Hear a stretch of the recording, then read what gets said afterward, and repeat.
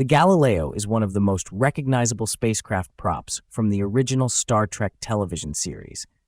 Designed as a shuttlecraft assigned to the United States ship Enterprise, it first appeared in the 1967 episode The Galileo 7 and became the first full-size shuttlecraft seen on screen in the franchise. The idea of an Enterprise shuttle appeared during production of The Enemy Within, but the project was rejected because of its cost. The concept returned when writer Oliver Crawford developed the Galileo 7. Gene Roddenberry again argued that a physical shuttle was necessary, but Desilu Productions refused to finance it. The breakthrough came when Aluminum Model Toys, AMT, wanted the rights to produce Star Trek model kits. An agreement signed in August 1966 required AMT to provide a full-size shuttle exterior and an interior set in exchange for the licensing rights. The Galileo was built under the supervision of automotive customizer Gene Winfield from blueprints by Thomas Kellogg, whose work included the Studebaker Avanti.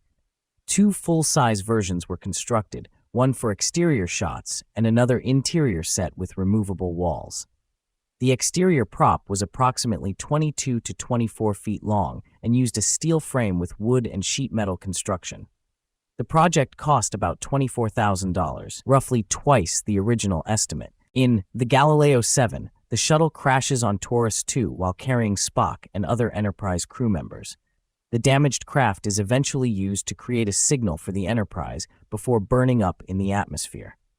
Despite its fictional destruction, the Galileo appeared repeatedly in later episodes, largely through reused footage.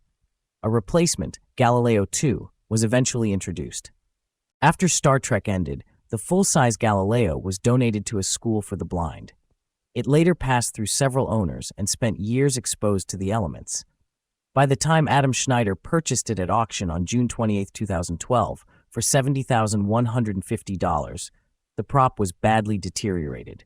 Rotten wood, damaged structure, and missing details made restoration a complete reconstruction rather than a simple refurbishment. Schneider and restoration specialists at Master Shipwrights spent more than 2,000 hours rebuilding the shuttle. The project survived a major setback when Hurricane Sandy flooded the workshop only 4 days after Galileo arrived. The restored craft was unveiled on June 22, 2013. Galileo was subsequently displayed at Space Center Houston, connecting Star Trek history with America's real space program.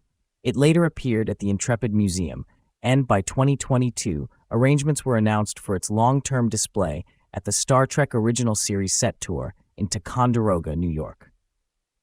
Today, the Galileo stands not as a functioning spacecraft, but as a surviving piece of television history and a symbol of how science fiction helped shape the public imagination of space exploration.